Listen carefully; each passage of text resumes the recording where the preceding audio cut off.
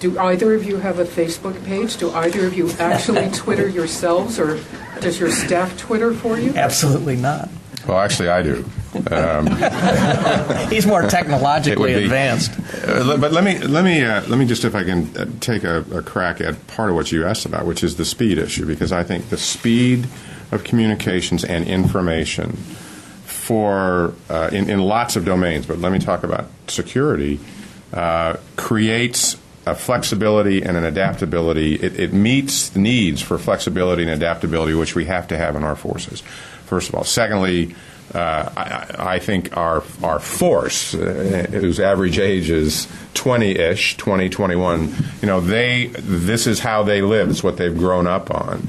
And so for leaders, I mean, I'll take myself in particular, I think it's really important to be connected to that and understand it, certainly not be as facile as they are on it, but to understand, because I think communicating that way and moving information around that way, whether it's administrative information or information in warfare, is absolutely critical.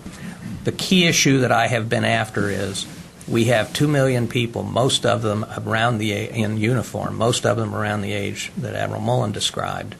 And how do we communicate better with them?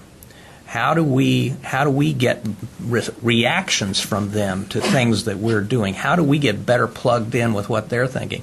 Also, in terms of our strategic communications, that's the age, or if not younger, of many of the people around the world we are trying to reach, and how do we reach them in a way that they understand? And this department, I think, is way behind the power curve in this, and it's an area where I think we have a lot of room for improvement. The mission he gave me was to take the promise of social networking, of the new technology that are out there, to both communicate better and hear back from people. So it's the same loop. It's not a separate communicate and also get feedback. The idea that the new tools of social media, whether it's Twitter, Facebook, YouTube, all those sort of technologies allow you to hear back from people as you're talking to them. And so this is not the creation of a better bullhorn, where you just have, it's not the difference between faxing or email.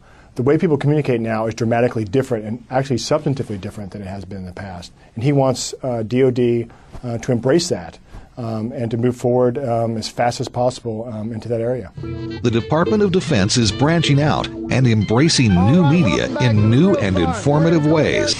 Until recently, the Air Force has had no voice in social and new media.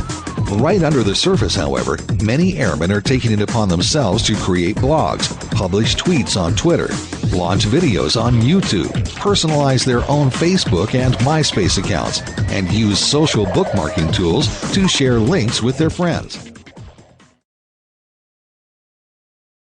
Introducing AirmanSpace.com, a new, flexible multimedia social networking site. Its powerful features enable Air Force members to connect airman to airman, base to base, moving ahead of the curve.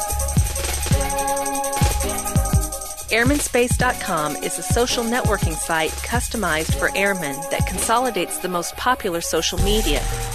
Unique features for airmen include searching for other airmen by rank, base, or organization, sharing specific PCS information related to interests to include off-base information, staying within the site to create their own embedded content such as YouTube videos, sharing photos, videos, and blog, and the ability to learn about and sign up for local base events.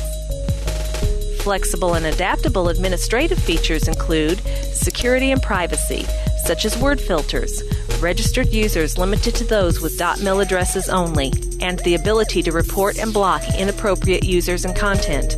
Content is managed at the local level. Software can be customized to meet changing demands, as well as mechanisms to teach responsible use of new media.